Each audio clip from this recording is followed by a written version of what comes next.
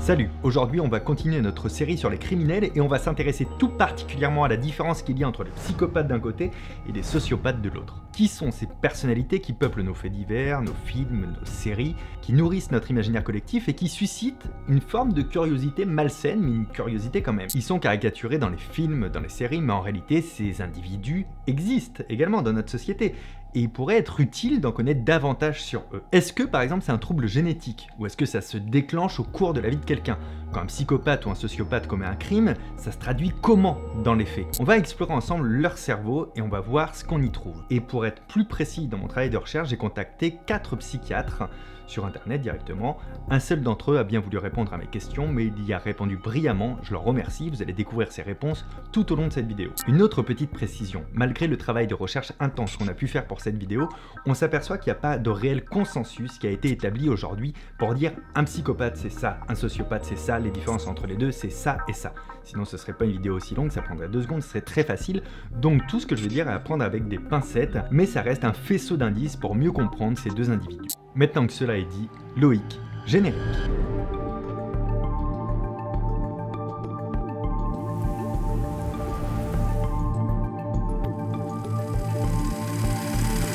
Loïc, d'après toi, qui sponsorise cette vidéo aujourd'hui? Alors je pense que ça commence par N. Exact. Et ça termine par N. NordVPN, Exact. qui célèbre ses 10 ans. C'est le VPN élu meilleur VPN de tous les VPN lors des derniers Best VPN Awards de 2019 et 2020 parce que oui, il y a des concours de VPN qui sont organisés par VPN Mentor et PCMag. L'utilisation de NordVPN est super simple pour toutes les applications, que vous ayez déjà utilisé un VPN ou pas. Leurs serveurs sont extrêmement rapides, vous pouvez avoir jusqu'à 6 appareils connectés sur le même compte. Vous pouvez même l'utiliser en double VPN si vous voulez chiffrer le chiffrage. Tu vois le truc? Mais ça sert à quoi NordVPN? Grand 1 petit pouce à surfer avec plus de sécurité lorsque vous êtes sur un Wi-Fi public, par exemple dans un bar, en voyage, à la fac. Petit 2, grand index à contourner les géorestrictions pour regarder des programmes étrangers depuis la France ou pour regarder des programmes français depuis l'étranger. Et grand 3, petit doigt qu'on ne citera pas, si un VPN vous intéresse, pensez à NordVPN. Pourquoi? Écoutez, je vais vous le dire. Fait plaisir lui. Vous aurez la garantie de 30 jours satisfaits ou remboursés. Vous aurez un service client en français 24 heures sur 24, 7 jours sur 7. Et surtout, et pour pas te dire de bêtises, je vais vous le dire, avec l'offre en cours en passant par mon lien en description avec le code Fabien Olicard, vous allez profiter d'une grande réduction, un mois gratuit et un cadeau spécial. Car pour son anniversaire, NordVPN vous offre un mois supplémentaire, une année supplémentaire ou 2 années supplémentaires d'abonnement gratuit. Ça, c'est selon votre chance. Et ça fait plaisir. Merci NordVPN. Allez, on va commencer direct par une fun fact pour vous plonger en plein dedans. James Fallon, un chercheur en neurosciences de l'Université de Californie, a mené des investigations pendant une vingtaine d'années pour savoir si la psychopathie était le fruit d'une malformation ou d'une anomalie à l'intérieur du cerveau. Pour ce faire, il a analysé des milliers de scans de cerveau de meurtriers et de cerveaux normaux. Et pour faire des comparaisons, il a utilisé tous les cerveaux qu'il avait à sa disposition, c'est-à-dire des scans de son propre cerveau et de celui de ses proches. Il en a donc profité pour tout regarder. Et en 2005, il fait une découverte plus qu'étonnante. L'un des scans attire son attention, il constate une faible activité sur les zones liées à l'empathie, à la moralité et au contrôle de soi. Ce sont des zones qui sont justement en lien avec la psychopathie. Et ce cerveau qu'il observe, il découvre que c'est le sien. Je vous laisse imaginer comment James hallucine, il a du mal à y croire et il remet même en question ses propres recherches. Alors pour vérifier sa théorie, il creuse un peu plus en faisant des tests génétiques et on lui découvre un potentiel agressif avec très peu d'empathie effectivement. Une sorte de variante d'un gène qui est en effet lié au comportement agressif. Le chercheur admet avoir quelques défauts, il a un esprit de compétition très développé qui nuit parfois à ses relations, il est parfois capable de manipuler les gens qui l'entourent pour atteindre ses objectifs, il l'admet, mais de là à être un psychopathe, tuer et violer des gens, il y a quand même un fossé qui franchira jamais. Alors comment expliquer que ce père de famille, qui est très épanoui, qui n'a aucune histoire, peut avoir des caractéristiques anatomiques similaires à celles des personnes qui ont fait l'objet de comportements ou de crimes affreux? Pour lui, le fait d'avoir été aimé dans sa famille, ça l'a protégé des conduites à risque, des accès de violence, etc. On peut donc considérer que la génétique, l'environnement et le libre arbitre sont des facteurs qui cumulés jouent un rôle dans ce que va devenir ensuite la personne. Du coup, cette découverte, ça a fait l'effet d'un déclic chez lui et il a décidé d'accepter sa psychopathie en disant qu'il s'agit d'un bon psychopathe. Le bon psychopathe et le mauvais psychopathe. Je cite une de ses déclarations: « Depuis que j'ai trouvé tout cela, j'ai fait un effort pour essayer de changer mon comportement.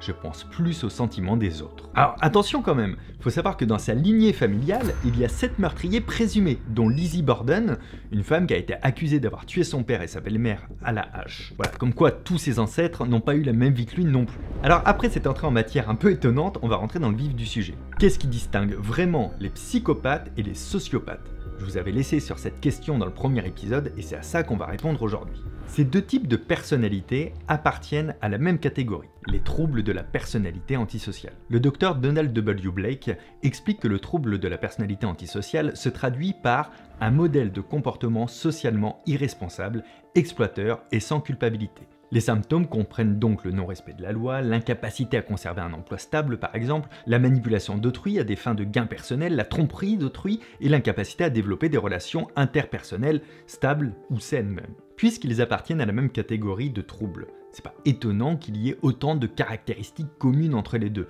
Mais en réalité, qu'est-ce qui les différencie vraiment? Vous allez voir que la frontière quand même est extrêmement mince. D'un côté, on a le psychopathe. On sait que ce type de personnalité n'a pas la capacité vraiment d'aimer et d'établir des relations avec les autres. C'est quelqu'un qui est très égocentrique. En général, on retrouve ces caractéristiques-là. Froid et calculateur, ne s'attache pas aux gens, manipulateur, menteur. Et d'un autre côté, on va avoir le sociopathe qui va avoir des caractéristiques similaires mais avec quelques variantes. On sait qu'un sociopathe a tendance à être plus impulsif par exemple que le psychopathe. Il est plus enclin à des gros accès de rage, de colère. Guillaume Paillard-Brunet, psychiatre à Lyon qui a bien voulu répondre à mes questions, explique que psychopathe et sociopathe peuvent se montrer tous les deux agressifs, mais pour des raisons très différentes. Le psychopathe serait agressif de manière calculée, en utilisant sa colère de manière utilitaire pour obtenir quelque chose, mais sans la ressentir fortement, tandis que le sociopathe ressentirait plus fortement la colère et l'anxiété que la moyenne des gens, l'exprimant donc par impulsivité malgré lui. Il a une tendance à surinterpréter l'hostilité qu'ont les autres à son égard. C'est-à-dire quelqu'un qui répond pas bonjour tout de suite, il se dit qu'est-ce qu'il me veut lui? Non, il n'a pas dit bonjour. Au niveau des autres grandes différences, on a l'absence de conscience chez le psychopathe. Alors je vais vous expliquer ça un peu mieux. Ce dernier, contrairement au sociopathe, ne va généralement pas considérer ses actions comme étant mauvaises. Il va pas connaître la culpabilité, alors qu'un sociopathe pourra la ressentir, même si c'est pas beaucoup. En prenant en compte par exemple qu'il y a des degrés différents de psychopathie. Il y a certaines personnes qui se remettront jamais en question, et d'autres qui le feront, comme on a pu le voir avec le chercheur qui a découvert sa propre psychopathie en regardant ses scans de cerveau. Mais on en vient à cette grande question. Est-ce qu'on est ainsi? Ou est-ce qu'au final on le devient? On aurait plutôt tendance à penser qu'on est psychopathe via une sorte de prédisposition génétique, alors que la sociopathie peut être façonnée par son environnement. Guillaume Paillard-Brunet m'explique que c'est une interaction entre vulnérabilité génétique et un impact environnemental. C'est les deux. Sociopathie et psychopathie auraient donc une construction un peu différente. Le psychopathe serait fortement déterminé génétiquement, mais du coup ça n'exclut pas les causes environnementales, alors que le sociopathe en revanche se construirait durant l'enfance avec une forte composante environnementale et certains facteurs de risque, négligence parentale, abus, violence, inconstance au niveau de l'éducation, etc. Il y a quand même une question intéressante qui se pose, c'est celle de l'empathie. On en avait parlé dans la première vidéo de cette série, et vous avez longuement débattu avec moi en commentaire, c'était même pas un débat, vous m'avez apporté énormément de sources. Chez les psychopathes, il y a un réel déficit d'empathie. En soi, ça coule de source, mais il y a une nuance intéressante, à savoir les psychopathes ne peuvent pas ressentir les émotions des autres. Leur empathie affective en est fortement affectée, du coup. Dans la première vidéo, j'avais fait un raccourci en disant qu'ils ne ressentaient pas d'émotions. En fait, ils en ressentent, mais ils ne ressentiront jamais celles des autres. En revanche, ils comprennent les émotions des autres et ils peuvent donc s'en servir pour les manipuler. Leur empathie cognitive, elle, est préservée. Et notre cher psychiatre nous explique qu'ils peuvent donc percevoir les émotions des autres sans en être affectés personnellement. Les sociopathes, quant à eux, ont moins d'empathie que le reste de la population en général, mais ils sont tout de même capables de ressentir au fond d'eux. Donc ils n'ont pas la capacité de faire du mal aux autres sans rien ressentir. D'ailleurs, dans quelle profession est-ce qu'on retrouve le plus de psychopathes au final? Puisque ce sont des personnes généralement charismatiques, avec du sang-froid et une facilité de prise de décision, on va souvent les retrouver dans des postes de leader, PDG, avocat, commercial, chirurgien, journaliste, ou encore officier de police, président de la République, on sait pas, hein, là c'est des hypothèses, mais on peut les retrouver dans ces hauts postes. On les retrouve donc rarement dans des métiers beaucoup plus empathiques, comme infirmier ou thérapeute par exemple. Et ça nous amène au cœur du sujet, les criminels. Bien sûr, tous les psychopathes et les sociopathes ne sont pas des tueurs, mais lorsqu'ils le sont, ça donne quoi?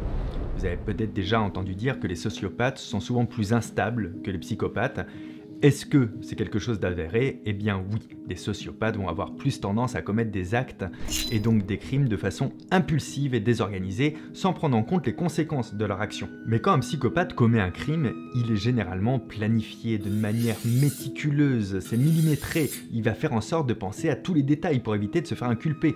Les psychopathes sont alors la plupart du temps des tueurs en série. C'est difficile à repérer puisque d'extérieur, on peut les trouver tout à fait normaux ces personnes-là, peut-être un peu froids, sans trop d'émotions, mais rien d'alarmant. On peut prendre l'exemple terrible de Francis Holm. Tueur en série, tristement célèbre, on l'a aussi surnommé le routard du crime. Francis Holm a été reconnu coupable de 11 meurtres. Il a été décrit comme un psychopathe à l'attitude froide lors des assises de Reims. Il serait donc né avec ce trouble et son environnement familial ne l'a certainement pas aidé puisque dans son enfance, il a vécu dans une famille d'alcooliques, il voyait son père cogner sa mère, un père qui ne donnait pas d'affection.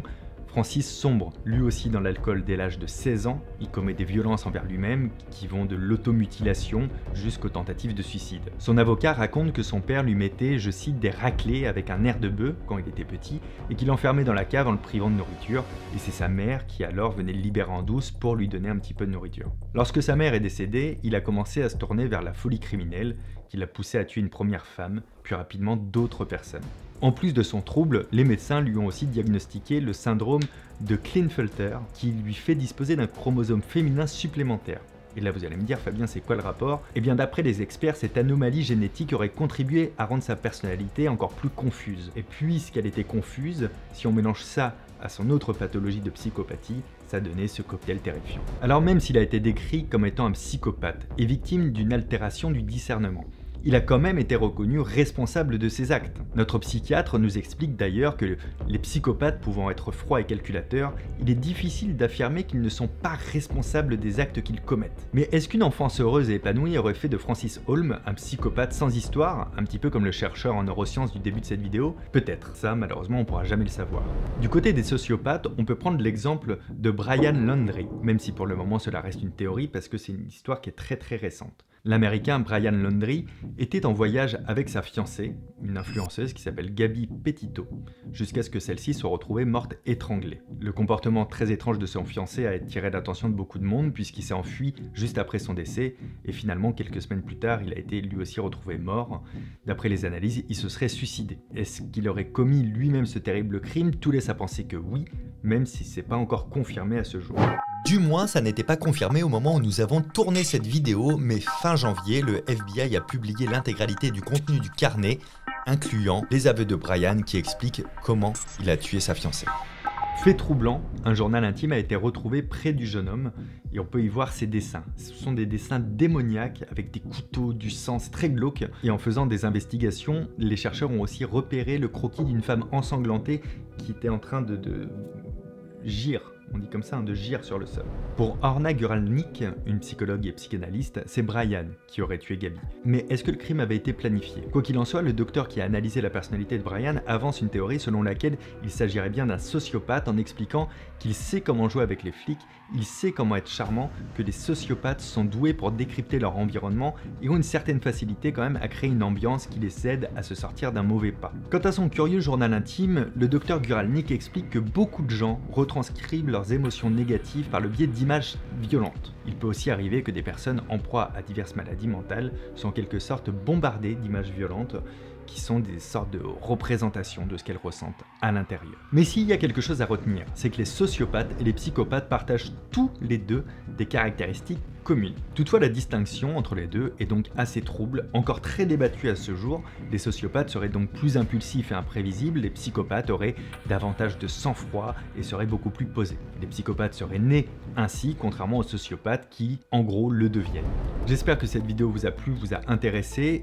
C'est la nouvelle vidéo d'une série qu'on est en train de créer. On avait fait le premier épisode il y a très longtemps, le deuxième a tardé à venir. Dites-nous dans les commentaires si ça vous passionne, si vous voulez qu'il y ait une suite. On a déjà, nous, de notre côté, pas mal d'idées. Merci encore à NordVPN d'avoir sponsorisé cette vidéo. Vous pouvez le télécharger en passant par mon lien présent dans la description pour profiter de l'offre. Et moi de mon côté, si vous voulez me rencontrer, n'oubliez pas que je suis en tournée actuellement jusqu'au mois de juin. Il reste quelques villes où il reste des places, vous les avez qui s'affichent là quelque part. Donc ce sont des petites salles intimes, on se voit à la fin, on discute. C'est la création de mon nouveau spectacle, c'est un laboratoire d'expérimentation, c'est très cool à vivre si vous voulez venir. Quant à moi, je m'appelle toujours Fabien Sauciflard. Olicard, Fabien Olicard. Ici, je vous mets 2 autres vidéos. L'une sur le premier épisode donc, de cette série-là, et une autre sur des bugs un peu troublants qu'il existe dans le cerveau.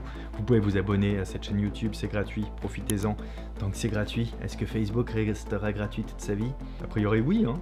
Ouais. Ok, bah, prenez soin de vous, à très bientôt, ciao.